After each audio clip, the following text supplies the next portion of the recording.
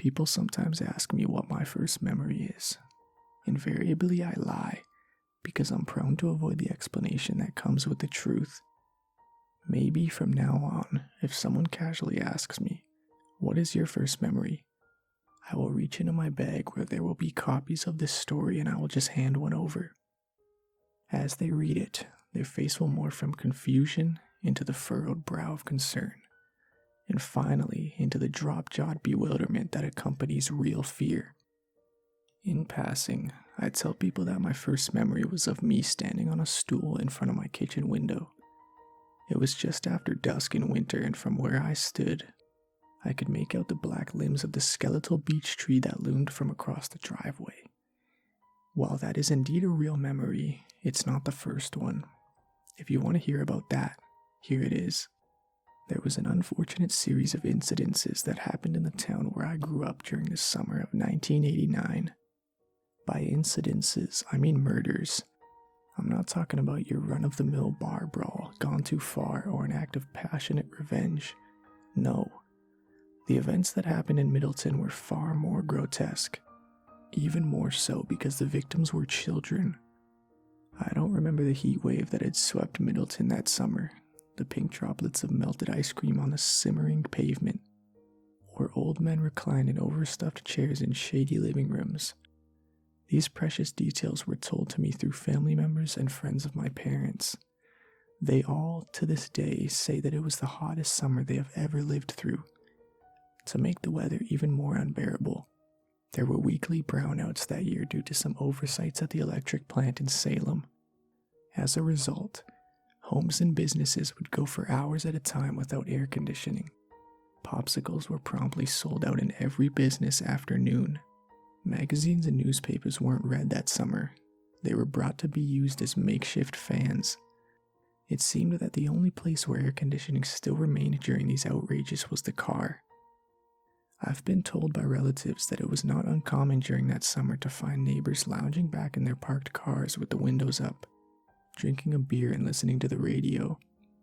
At times, it was the only escape from the unbearable humidity and heat. That's why, when mothers would go shopping, it became impossible to pull their children from their cars. After all, the kids knew that the inside of whatever clothing or grocery store their mother had taken them to was probably as hot, if not hotter, than the parking lot. The coolest and best place to be was in the car, with the windows rolled up and that gentle whispering wind seeping through the vents. With this setting in mind, you can understand how Mr. Teeth, as he was later called by newspapers, had his pick of the litter, so to speak. He knew that in any given lot outside of a busy grocery or department store, there would be at least 2 or 3 cars where their children had been left inside. One such car was parked outside of the Market Basket on the afternoon of June 3rd.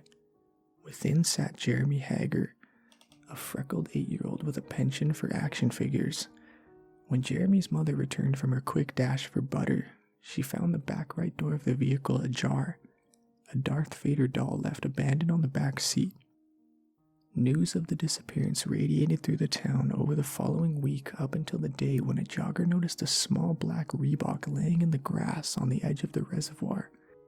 Not long afterward, Jeremy's body was pulled from the brown water and sent to the morgue. It was there that doctors noted what appeared to be bite marks on the boy's arms and neck.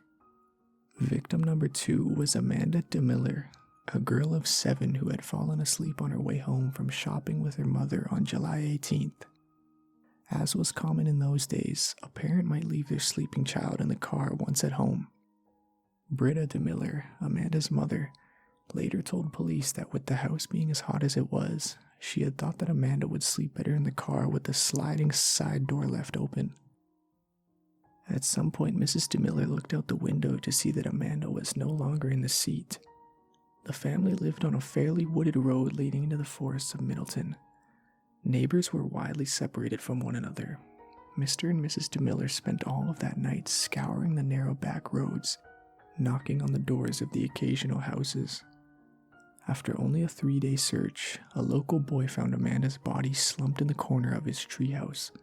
Her throat was purple from strangulation and covered with bite marks.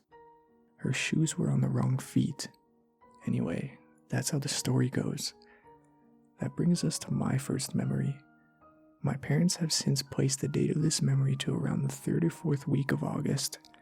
It had been about a month since Amanda DeMiller's murder, but no one had been apprehended.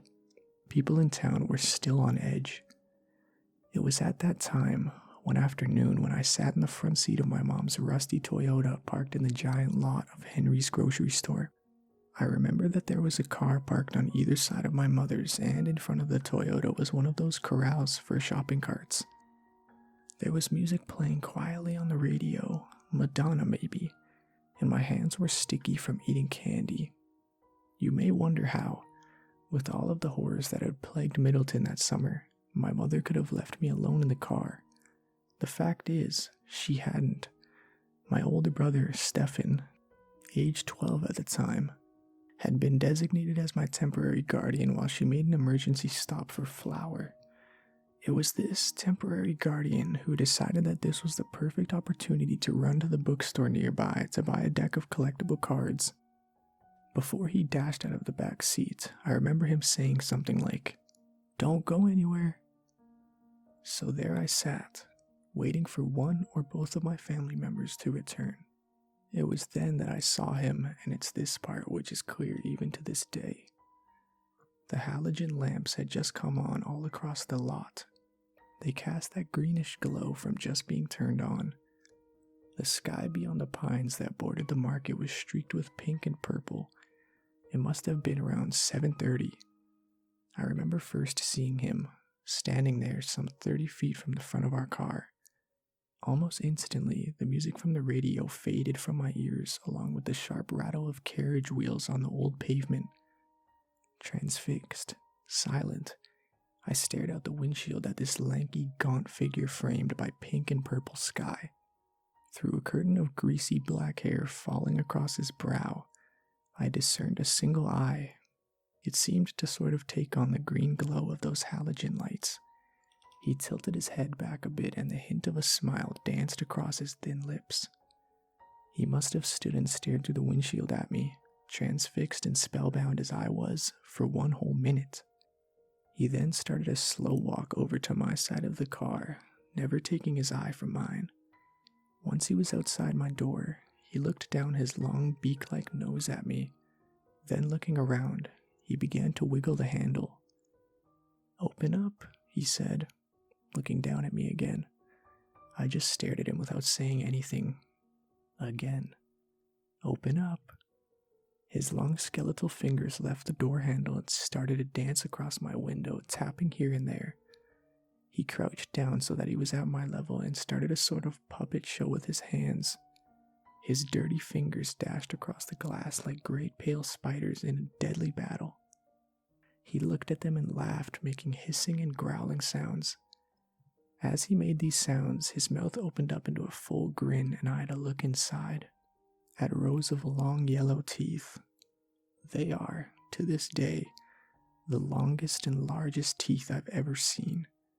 There were gaps between them and they reminded me vaguely of dirty piano keys. He seemed to be completely immersed in his spider battle, giggling and clawing at each of his hands. At one point, he noticed that my window was open just a crack at the top. He looked at me grinning with those mighty teeth and crawled one of his hand spiders up to the space. I was openly sobbing at this point. He managed to squeeze the tips of 4 fingers through the opening. I caught a greasy whiff of unwashed clothes mingled with the sweet scent of blood. "Come on, open up," he said, in a whiny, pleading voice. "Open up." He said the same sentence in a dozen different voices, from a girly voice to a thick lumberjack one. By sheer luck, the woman who was parked on the passenger side of our car returned with all 4 of her noisy kids in tow. Upon seeing her, the man scurried off in a ducked walk towards the cart corral where he smoothly stood up straight and walked off into the parking lot, but not before looking over his shoulder, gnashing those massive teeth and catching me with one final blood-chilling stare. The memory ends there. It was later explained to me that my brother had returned to the car to find me crying hysterically. No matter what he said to calm me through the glass, apparently I I wouldn't unlock the doors. My mother returned soon after. She said that all I could manage to say through thick sobs was, "There was a man." I just kept repeating it for hours after that. There was a man. Like the insufferable heat, so too did the Middleton murders come to an end with the changing of the seasons. Just 2 weeks after my parking lot encounter, the child killer, who was later identified as Raymond Sandler, age 29, was caught after taking a young girl from a birthday party at a roller rink in Beverly.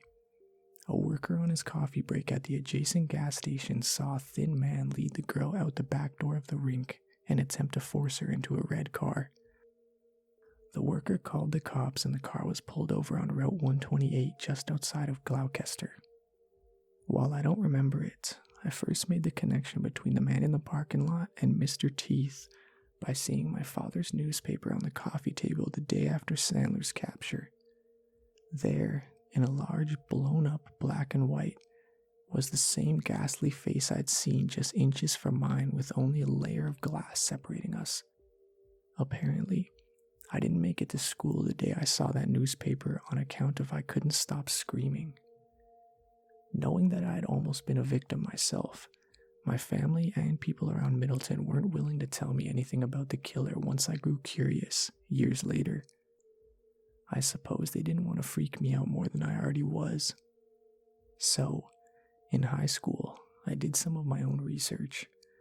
I learned that the Boston Globe had first coined the nickname Mr. Teeth, both on account of Sandler's unusually large incisors and his habit of biting the skin of his victims. His means of killing was almost exclusively strangulation.